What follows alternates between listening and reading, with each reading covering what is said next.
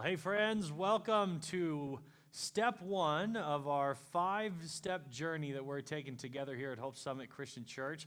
My name is Jeff. I'm one of the pastors here. Please don't mistake me as like the senior guy, the lead guy. Guys, I'm just one of the sheep. I'm just one of you trying to figure out how to follow God and how to love people the right way. And I'm really glad that you're joining us on this journey that we get to take together. If this is your first week with us here, go ahead and look around. There's some awesome people at the tables around you, especially those volunteers. Make sure you thank them. We couldn't do this without them. That we get to take this journey together. As we get started today, as we talk about attending church regularly, I'm going to just share a little bit about what it was like for me to grow up in the church and what it looked like when I went to church.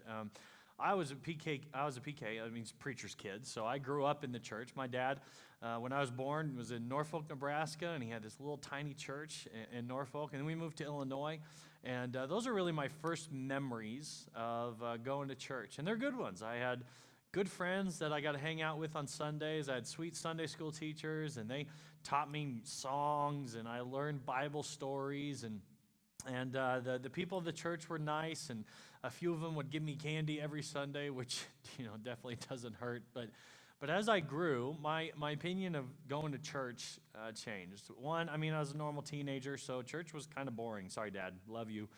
But the sermons got boring. The songs were boring. And in fact, as I looked around increasingly, it seemed like I was just surrounded by a bunch of boring old people.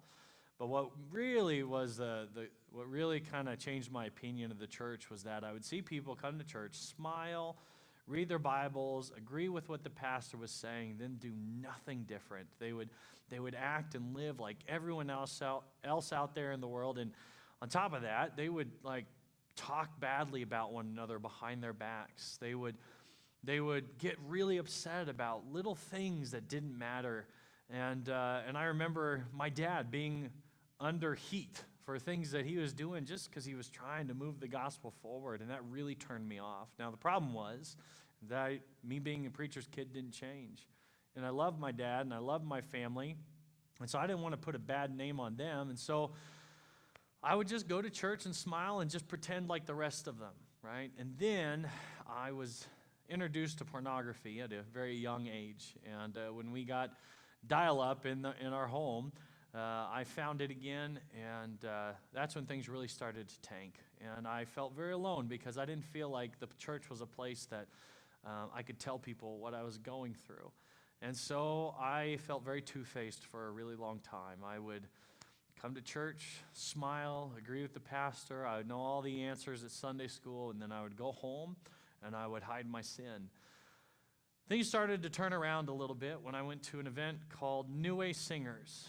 This is something I did during my high school years that Nebraska Christian College put on. I graduated from Nebraska Christian College, and it was there that I met people that seemed to really care about one another, and they didn't talk badly about one another behind their backs. They really seemed to care about one another's spiritual walk, and I had adults that would ask me really hard questions, and eventually I told a few that I was struggling with pornography, and I received help, and I received love and grace, and things really started to turn around. After a couple of years at New Ways, what I found was I was going back to the same church, but what was interesting is that it wasn't boring anymore. The people didn't seem as boring. The sermons weren't as boring. The music, even though it wasn't necessarily my tastes, I was able to get some really good things out of it. And my perception of church started to change, and I realized that it wasn't the church that was boring. It was my expectations of church. And when I started to find a real relationship with God, a real relationship with people inside of the church, when I allowed grace for myself and grace for others, going to church started to change. It was during a church service, it was during a sermon that God called me into the ministry. I remember when I was young, I love animals, I love science, and I'm good at math, and I really wanted to go into the sciences, and the idea of being like a marine biologist and getting to work with animals and study, and I just thought that sounded like the best life in the world. But then God called me out of my seat one day when I was listening to someone preach And I watched this man stand up, and I watched him give the gospel and share a story about his life and how God had changed his life. And then he put out this call. He said, someone in this room needs to accept a call into ministry, and they've been hiding. And it felt like God was talking to me in that moment. And then I found myself walking to the front and saying, yeah, I need to give my life to seeing the church move forward. So from there, I went to Nebraska Christian College and continued to go to church consistently. And again, the church didn't change. The churches didn't really change. They had a little bit of change, but overall, everything kind of remained the same. You see, it was my heart that changed.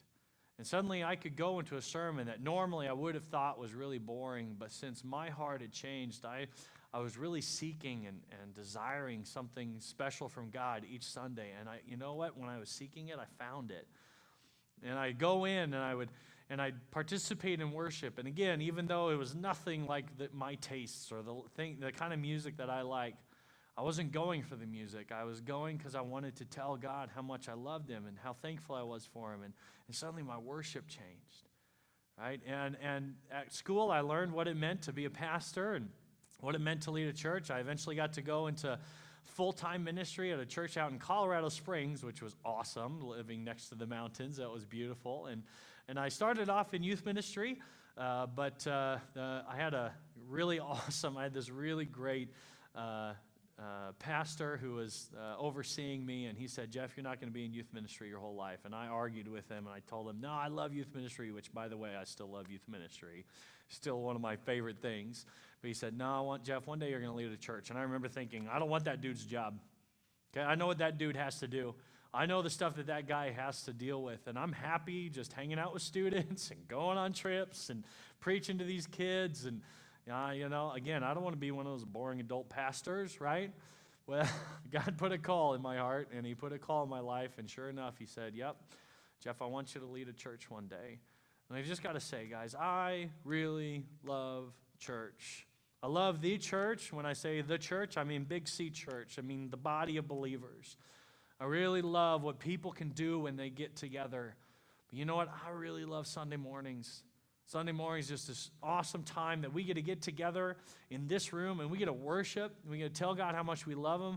We get to hang out with one another. We get to check in on one another. We get to see, how things are going for one another. So many times I get a chance to put my hands on someone's shoulder and pray for them. And I'm seeing this happen. It's not just the pastor doing it anymore. It's friends reaching out and saying, I'm so sorry you're going through that. Can I pray for you right now? And I'm seeing fellowship happening. And then I love an opportunity to get to study God's word together, because I really do believe that God's word is a lamp that will light up our path. I believe that it's like a sword, that it can cut into us when we need the change, or it's something that we can use to fight against the enemy when he's coming after us. So I love God's word, and I love getting to share. And so, guys, coming to church is important. That's why we're spending a whole step on this.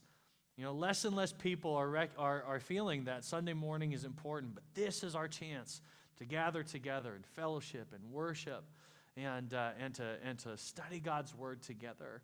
And we're going to talk a little bit more about this, but I'm going to actually pass it on over to your host right now, and I'll see you in just a few minutes.